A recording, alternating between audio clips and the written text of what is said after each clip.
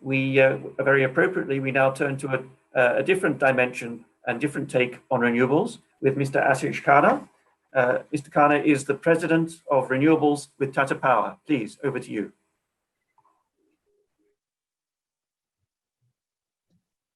Thanks, Tom. I think, and good afternoon and good morning to everyone. I think after yours, Ravi, Sumila, and Gauri, there is, with this illustrative panel, there is very little to add on this, well, but I will try to put some of my perspective in the process.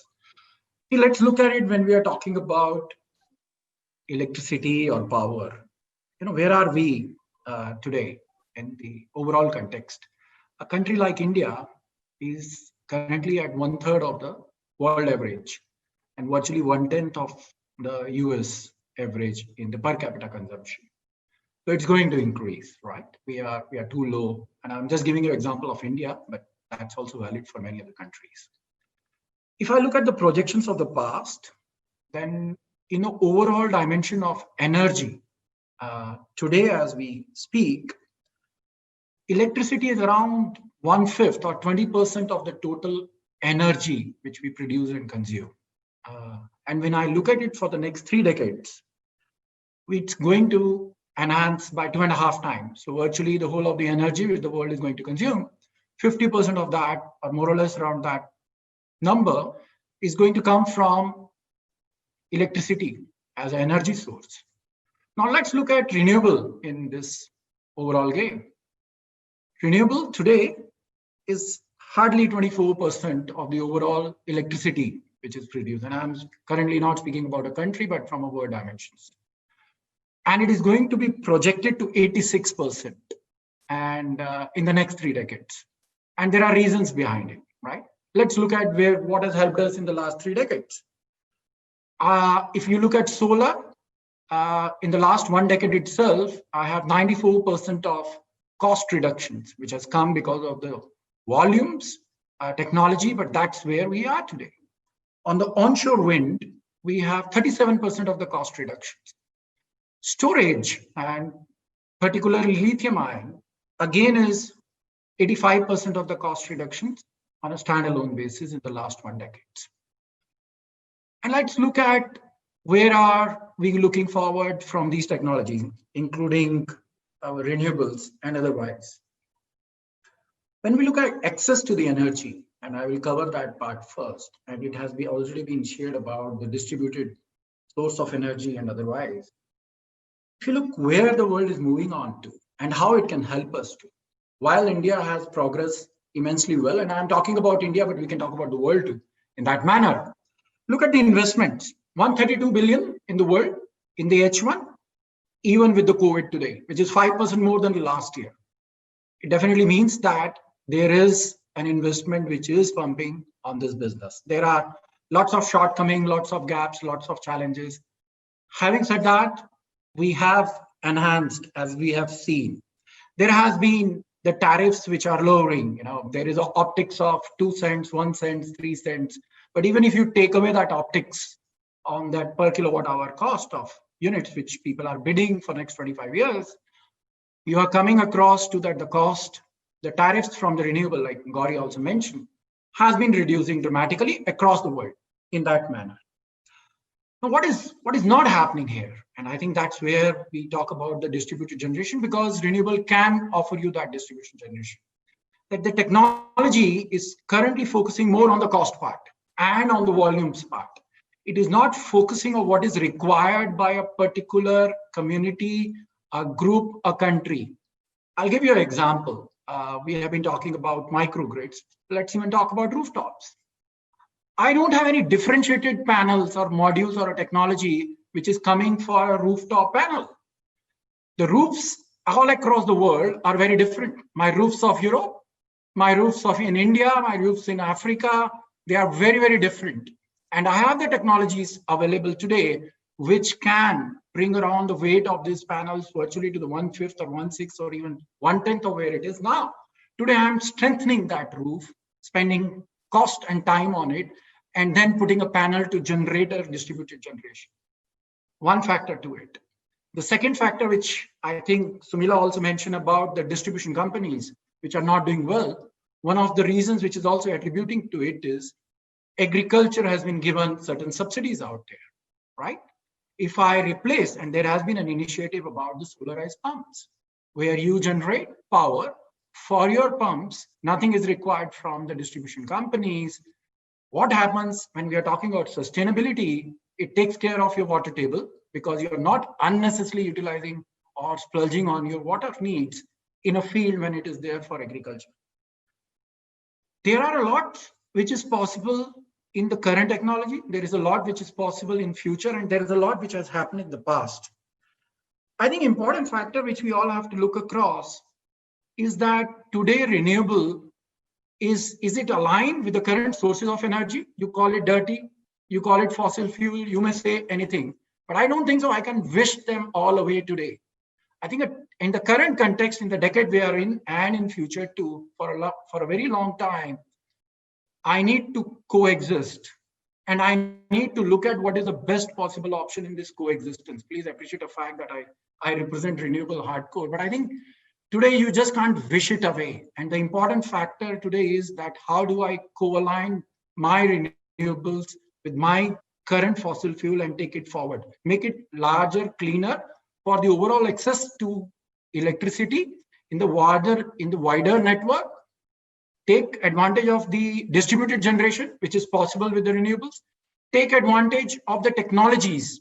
Now look at it, the technology investment in renewable in the last 1 decade, which has happened, is nowhere, or in the 2 decades, which has happened, is nowhere close to the fossil fuel. It remains same. So what does it imply? That we are investing more and more on this. You're talking about the vulnerability. My co-panelist Mila talked about the vulnerabilities of the COVID coming into it. I am looking at it from a very different perspective. In my view, this vulnerability also helps. I have experienced a company like Tesla in 2009. With that experience of 2009, which Tesla did, and where that company is today, I think is an eye-opener for many of us who are in the business to look at where there are potentials in this business. One more advantage I will tell you about the COVID, which I have experienced, 2 things. How digitization has helped. We have in our own organizations very close to 75 operating units which are in the hinterland. Our investments in digitization has actually come so benefit to us. It has been an amazing experience.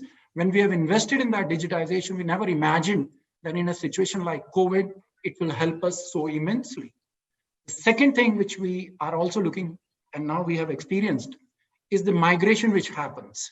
You know, the migration of people which we have witnessed, which has happened here in this COVID time. People are going into that hinterland because there are not enough employability opportunities in those areas. What we have also experienced is that when we have microgrids and we are supplying power to them, which is reliable, sustainable, and renewable is a very important component on this, we are generating entrepreneurs at that hinterland itself.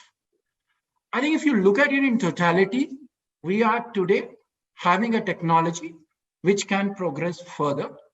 Today, we are looking forward for a potential need of energy and a distributed energy and a clean energy, which is possible in the current technology foray and the investments which are happening across.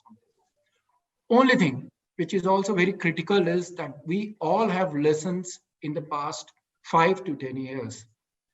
If rather than taking sides, if we can co-align, if we can invest on technologies which are more critical for each one of us, rather than generic, rather than pumping all renewables in the grid, if I can source it to where it matters most across the world, I think we have a great opportunity to change the dynamics. And this will be an era where we all will leave a legacy which is much better for the next generation. Thank you very much, Mr. Khanna. That's an excellent and very optimistic, indeed noble note to end on, and for the role of renewables and in different dimensions across institutions, across different technologies, and the major role they can play in transforming, in drawing on the digitalization that is occurring to adapt our economies and our societies. Dealing with every part of the chain of the clean energy transition. We've heard about the financing framework and the measures that we can take to mitigate risk in the development of clean energy and novel energy technologies. We've had the framework from the World Bank of how the analytical framework can be applied to ensure that we get a contemporaneous institutional and technological development with the right players interacting to ensure that the institutional framework is fit for purpose and helps us cope with the different fiscal and financial constraints and barriers to developing clean energy.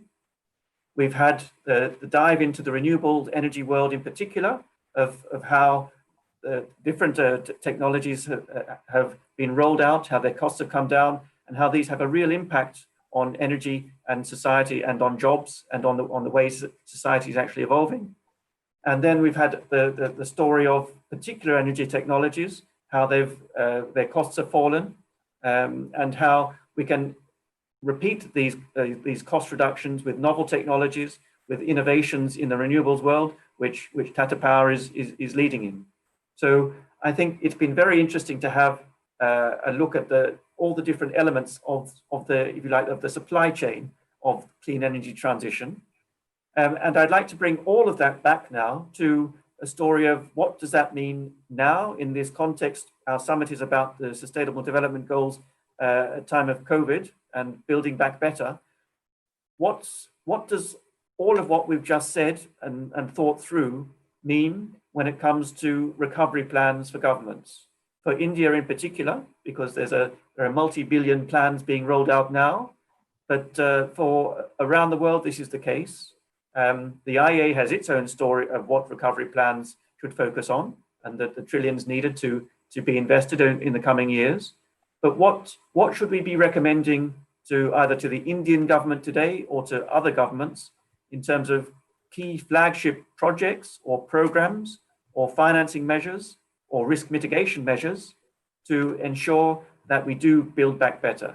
And perhaps in the order that we spoke, I'd like to come back to the different panelists on that question. What would be your recommendation to the Indian government or another government? And perhaps as we go in the same order, I start with Mr. Ravi Suri. But I'm not sure. I think we might have a connection problem there. So in that case, I turn to Ms. Sumila Guliani. What would be your recommendation? Thank you, Tom. Our recommendation to the government of India and state governments of India would be that take your stimulus package for energy and other infrastructure sectors and give it out in exchange for improvements in service delivery outcomes, hours of service, quality of service, coverage of service. And so as they improve from their baseline benchmarks, you release money.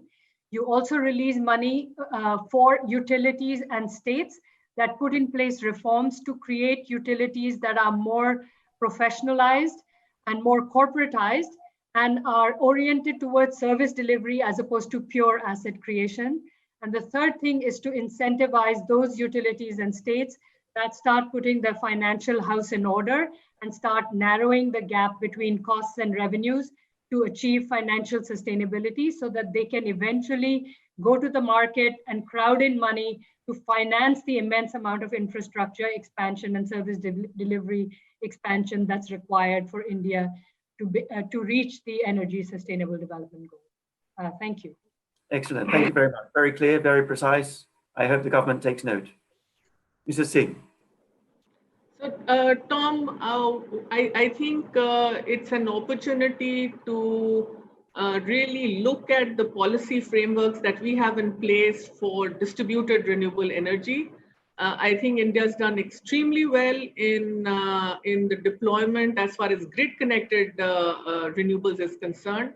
But the distributed renewable space has been, I would say, slightly at a peripheral space. This is probably the time to relook at where where policy innovations could be, and I definitely think that with these policy innovations, you can actually get the best teacher to be speaking to and talking and teaching the girl child sitting in a remote tribal village in Bastar, or maybe looking at providing telemedicine support to a family which is sitting in a village in Rajgarh. And that's where I think renewable energy can really make a difference. We need to also up the ante about the kind of potential renewable energy has to create jobs, and create jobs, which is something which I think is pretty much and very high on the agenda of governments. Thank you very much indeed. Thank you. Mr. Khanna. Nothing much. I think both my illustrative panelists have virtually covered most of it. I'll look at it in a manner that what are we doing about COVID as individuals or as a country? There are three major things which I foresee, which we can witness out there. First, each one of us are trying to build the immunity in us. And I would like to have a similar example that where do we need immunity out here? It's in the distribution sector, the DISCOM, where we have. So with the stimulus as being proposed, I think we need to make our distribution companies strong enough to take the pluses and minuses and deal with all situations. And as a healthy body, they should be profitable, and government should do everything which is required to make them healthy. Like each one of us are trying to do in our personal life, similarly, and our families are supporting or so our mentors. I think we need to make our distribution companies stronger financially, so that the ups and downs and a normal way of doing business can be done better through a stimulus, but only those who are following the best practices. Secondly, what we are doing as a countries or otherwise, we are propagating safe distancing. And I think I will put that similar to it. We should have a distributed generation. Let's have distributed generation. Let's not have a great proximities, everybody clubbing to the same place or gathering together. Let's have a safe distancing, distributed generation. You have entrepreneurs out there, you generate entrepreneurs with that distributed generation of power through renewable. It's a clean source of power, and also provide the electricity required for your normal use out there. The third thing, which is also very important, where each government is coming together, is the way the world is working towards a vaccine. In the same manner, I think, now, if you see today, this vaccine is very different than what I have seen. This COVID vaccine, all governments, all industries are coming together. There is no one first, one second. Everyone is pooling their resources for it. And once it is coming, everyone will take advantage of it. As I see it, I think the best practices which are there in the renewable segment, whether, all the technologies, the best practices which are there, we should collate it. We should not be hiding it at our own places. It's going to help the humanity. It's going to help the business. So I think, like we are dealing with COVID, if we start addressing in the same manner, in this way, we will be much better. We'll be much better in 2021 and onwards. Again, optimistic and clear and constructive. Thank you very much. Thank you very much to all our panelists. That's been an excellent tour de table. I think we've covered a range of different elements and come up with some specific discussion and advice for the government. And I couldn't have asked for anything more. So thank you again to all our panelists. Thank you all to the listeners, to the viewers for watching. And I hope you found this a fruitful, informative and stimulating roundtable. Thank you very much indeed. And I pass you back to the plenary session. Thanks, Tom. You have been a great moderator.